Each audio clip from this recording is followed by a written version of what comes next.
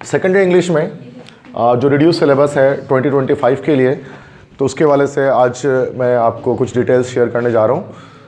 तो ये तमाम फैकल्टीज़ के लिए है जो भी स्टूडेंट्स प्री इंजीनियरिंग के हैं, प्री मेडिकल के हैं, कंप्यूटर साइंस के हैं या कॉमर्स या फिर आर्ट्स के स्टूडेंट्स हैं। इंग्लिश के रिड्यूस सिलेबस तमाम स्टूडेंट्स के लिए सेम है।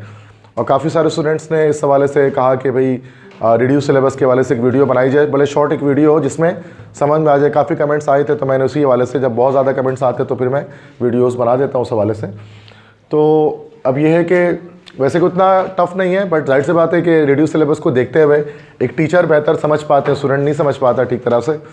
तो क्या क्या चीज़ें आएंगी मैं उसको एक पैटर्न के फॉर्म में मैं आपको बता दे रहा हूँ, पेपर पैटर्न के अकॉर्डिंग, ताकि आपको रिड्यूस सिलेबस का भी अंदाज़ा हो जाए और पेपर पैटर्न के भी अंदाज़ा हो जाए कि वो किस तरह से सेकेंड इंग्लिश में रहता है।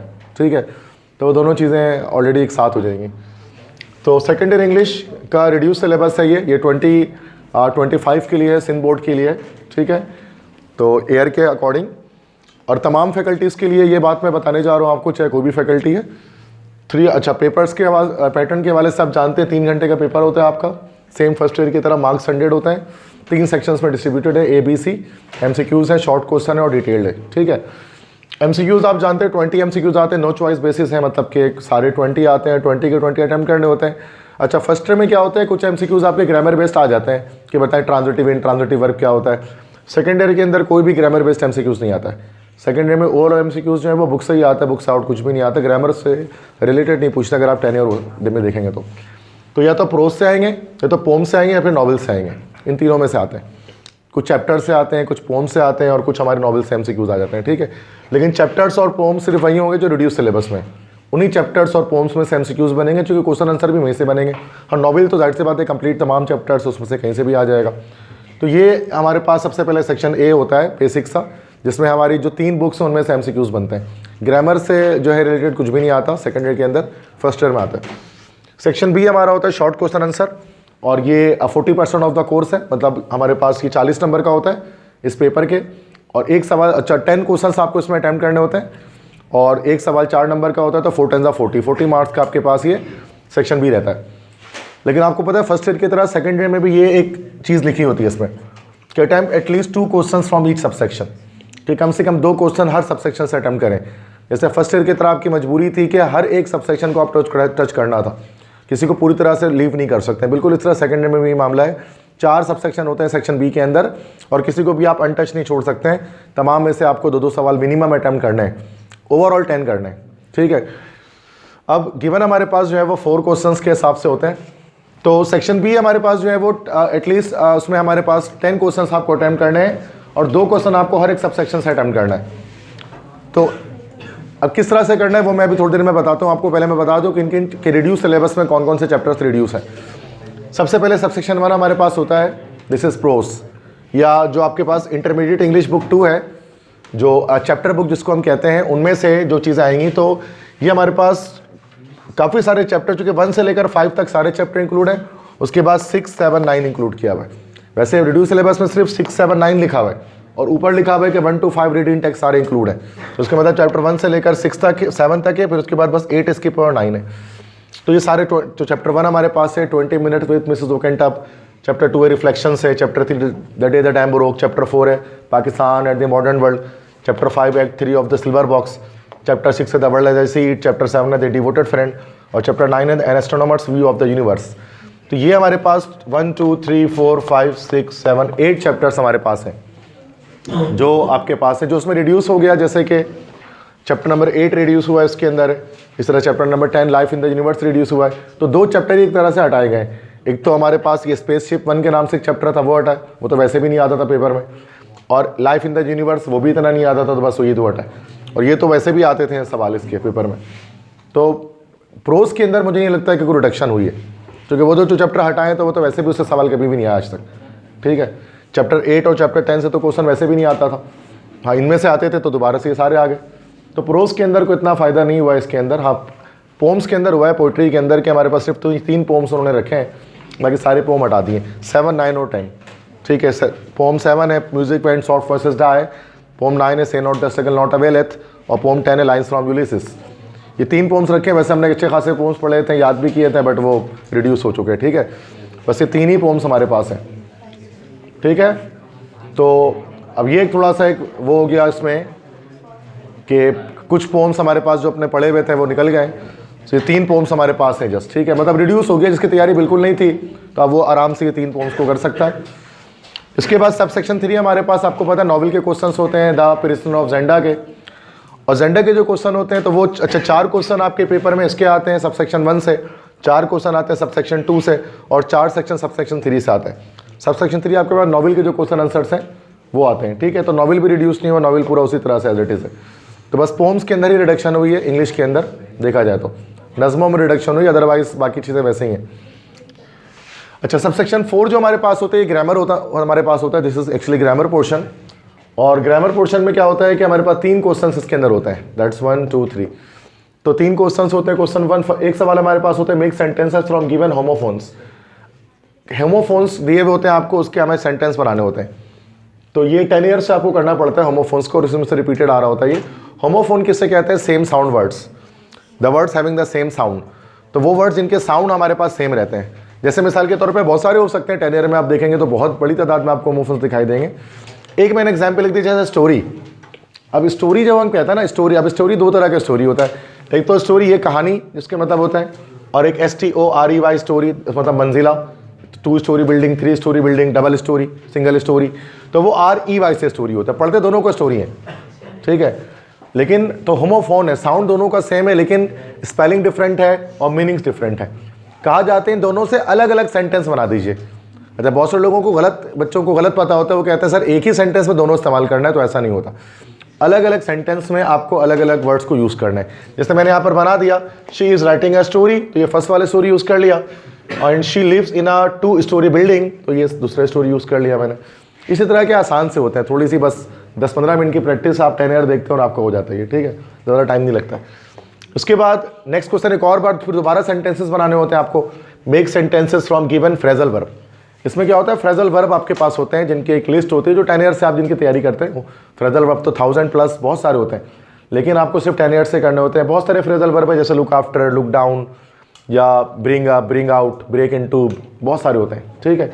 मतलब वर्ब के फौरन बाद जो प्रेपोजिशंस हमारे पास आते हैं उनको हम कहते हैं these are called phrasal verb, ठीक है। तो कुछ फ्रेजल वर्ब आते हैं, जैसे लुक डाउन अपॉन, एक मैंने एग्जांपल दे दी। अब इसका एक लुक डाउन अपॉन का मतलब होता है किसी को हकारत की नज़र से देखना या किसी को छोटी नज़र से देखना, this is called look down upon. तो इसके एक जुमले मैंने बना दिया कि we should never look down upon the poor, कि हमें कभी गरीबों को हकारत की नज़र से नहीं देखना चाहिए। इसी तरह से आप कोई दूसरा सेंटेंस भी बना सकते हैं, आपकी मर्जी होती है, रटने की चीज़ नहीं है ये तो सेंटेंस आप बचपन से बनाते हैं हमारे 1 क्लास से, ठीक है।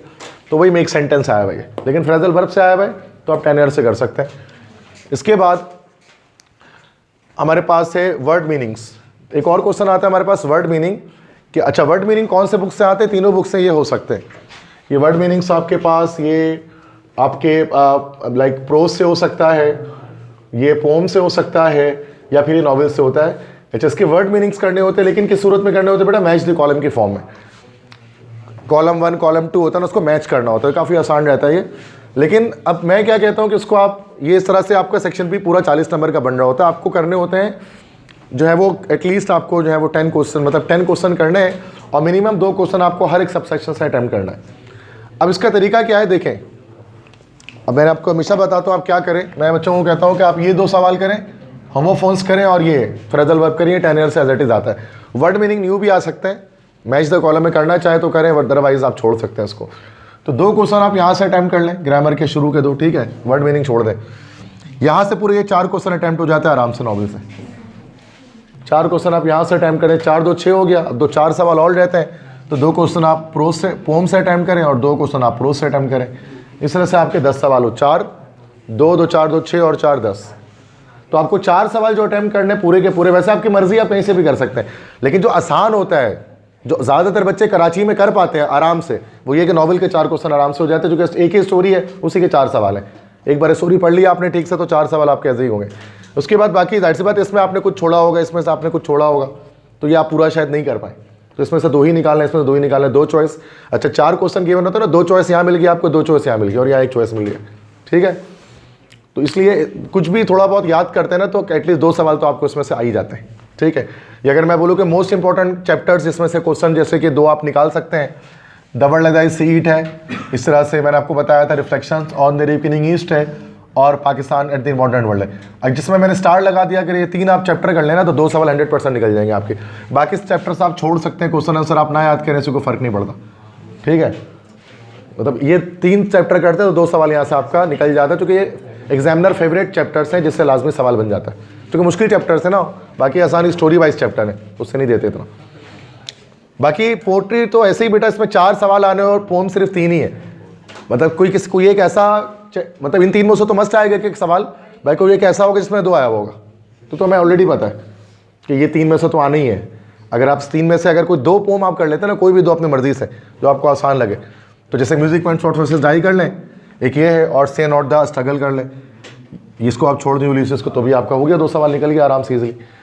क्योंकि इससे उसमें 4 क्वेश्चन आने हैं, 3 तो वैसे सिर्फ पोम ही है और सवाल 4 आने, तो ये 3 में सब में से एक तो आएगा ही, बाकी 1 से 2 भी आएगा। तो अगर आप सिर्फ 2 पोम कर लेते हैं तो आपके 2 से 3 सवाल निकल जाते हैं यहाँ से, मिनिमम 2 मैक्सिमम 3 निकल जाएंगे। समझ में आ रही है बात, पैटर्न के अकॉर्डिंग, ठीक है। इसके बाद नॉवेल तो जाहिर सी बात है, जो स्टोरी आपने पढ़ी उसके अकॉर्डिंग चीज़ें हो जाएंगी। बाकी मैंने आपको बताया ग्रामर के अंदर से आपको 10 ईयर से आपको होमोफोन्स करने हैं, और जो नोट्स में भी आपको मिल जाएंगे ये सारे सॉल्व हुए हुए होमोफोन्स और फ्रेजल वर्ब, नोट्स में एज इट इज हो जाएंगे। याद करना याद कर लो, समझ के करना समझ के कर लो, ठीक है। ये मीनिंग्स बस आपने याद कर ले, मीनिंग्स क्या है ऑलरेडी, फिर आप खुद से भी लिख सकते हैं सेंटेंसेस। कुछ बच्चे सेंटेंसेस याद कर लेते हैं, बेहतर ये कि सेंटेंस खुद से लिखा जाए, ठीक है। अब उसके बाद ये हमारे पास 40 नंबर यहाँ और 20 नंबर यहाँ, 60 नंबर का पेपर हो गया, 40 नंबर बच गए। अब 40 नंबर कैसे आएंगे, सेक्शन सी से आएंगे, डिटेल्ड क्वेश्चन आंसर या डिस्क्रिप्टिव टाइप क्वेश्चन, ठीक है। अब ये इसके अंदर क्या होता है, attempt all the questions, you have to attempt all the questions, तमाम क्वेश्चंस आपको अटेम्प्ट करने इसके अंदर है। इसमें कोई चॉइस नहीं होती है, हाँ चॉइस होती है सवाल के अंदर होती है, बट एज इट इज कोई ओवरऑल चॉइस नहीं होती है। 4 क्वेश्चन होते हैं, चारों करने हैं, हर सवाल 10 नंबर का है, तो 4 10 40 40 नंबर आपके आ जाते हैं। पहला सवाल आपके पास होता है, ऐसे लिखना होता है किसी एक टॉपिक पे 10 नंबर का। मैंने यहाँ 5 टॉपिक्स यहाँ पर लिख दिए हैं मोस्ट इंपॉर्टेंट। अगर आप इन 5 टॉपिक्स कैसे याद कर लेते हो तो इंशाल्लाह इसमें से एक आपको बोर्ड में मिलेगा। एक आपका टॉपिक है आर्टिफिशियल इंटेलिजेंस, AI, एक आपके पैलेस्टीन क्राइसिस या इंपॉर्टेंस ऑफ मुस्लिम यूनिटी के नाम से आ सकता है ये, एक है role of social media in society, ये एक है प्रॉब्लम्स ऑफ कराची सिटी, और एक है ICC चैंपियंस ट्रॉफी क्रिकेट 2025 जो पाकिस्तान में होने वाला है, ठीक है। तो ये 5 मोस्ट इंपॉर्टेंट, इनमें से आपको पता है ये सारे बर्निंग टॉपिक्स हैं, इनमें से तो एक लाजमी आपके पास दिखेगा। नॉर्मल टॉपिक्स में my aim in life, my favourite personality, सब पे नहीं आता है। सेकेंड ईयर में आते हैं करंट इश्यूज़ पर, क्योंकि बड़े हो गए ना भाई आप, करंट अफेयर्स पे आपको दिया जाएगा, ना कि आपको माई एम इन लाइफ और पिकनिक एट सी साइड और ये सब का दौर चला गया। ये सब का दौर 9-10 में होता है, इंटर में ये सब नहीं आता है, तो ये भी इतना मुश्किल नहीं है, अगर आपको आइडिया तो आप कर सकते हैं। क्वेश्चन 1 के बाद क्वेश्चन 2 हमारे पास होता है कैरेक्टर स्केच। स्केचेस में क्या होता है, स्केच में फ्लेवी आ गया लास्ट ईयर, तो इस साल मैंने आपको बताया 2 इंपॉर्टेंट है। मोस्ट इंपॉर्टेंट है आपका रेडल्फ रोजेंडाइल, रिस्क फैक्टर रिमूव करने के लिए आप कर लो ब्लैक माइकल, ये 2 कर लोगे तो एक सवाल आपका 10 नंबर का यहाँ से निकल गया। एक मैंने तो ये 2 हमारे पास करना है, फ्लेविया नहीं करना है, वो लास्ट ईयर आ गया। इसके बाद नरेशन क्वेश्चन, नेक्स्ट क्वेश्चन हमारे पास है नरेशन। नरेशन को आपको पता है 5 टाइप्स इसके होते हैं नरेशन के।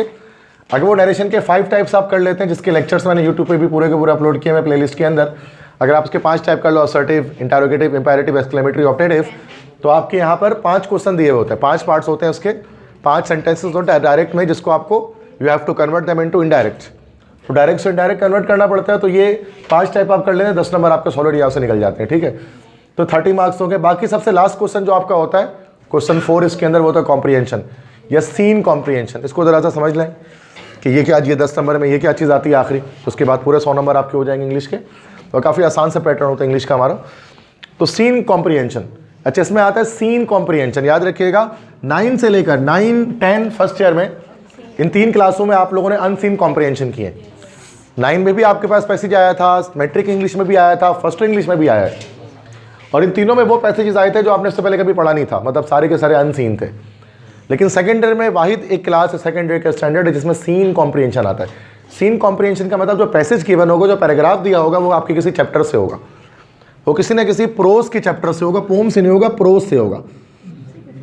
प्रोज से मुराद वैसे पता पोम में तो पैसेज आ ही नहीं सकता ना, वो पैराग्राफ तो होता ही नहीं, स्टैंजा होता है उसमें, मतलब नॉवेल से नहीं आता, कहने का मकसद है चैप्टर से आएगा। डिवोटेड फ्रेंड से आ सकता है, ओकेंटअप से आ सकता है, किसी भी चैप्टर से आ सकता है, ठीक है। अब इसमें वैसे तो ये कि किसी भी अगर आपने चैप्टर्स को रीड आउट किया है तो ईजिली इसका आंसर आप दे सकते हैं। अच्छा, इसमें क्या होते हैं, एक अच्छा क्वेश्चन यहाँ पर तकरीबन 4 से 5 सवाल होता है, 5 क्वेश्चन इसके होते हैं। 2 सवाल तो वो होते हैं जिसका आंसर आपको पैसेज से मिल जाता है ईजिली। 3 सवाल वो होते हैं जिसका जवाब आपको पैसेज में नहीं लिखा होता। वो तीनों सवाल मैंने यहाँ पर लिख दिए जिसकी तैयारी करनी होती है। सबसे पहले name of chapter and author, कि जो पैसेज दिया जाएगा, वो जो पैसेज दिया गया है वो किस चैप्टर से लिया गया है और उस चैप्टर के ऑथर का क्या नाम है, उसके मुसन्निफ का क्या नाम है। ये जाहिर सी बात है उसमें नहीं लिखा होता।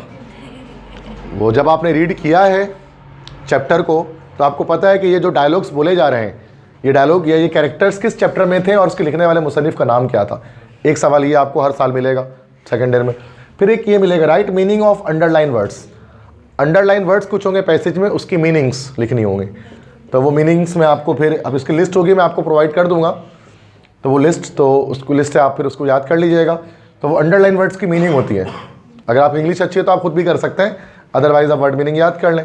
मैच द कॉलम, अच्छा वर्ड मीनिंग यहाँ पर भी आ रही है बट ये मैच द कॉलम है, ये कहीं से भी आ सकती है पूरे बुक में से, लेकिन ये जो आएगी वो सिर्फ पैसेज के वर्ड मीनिंग्स होंगे।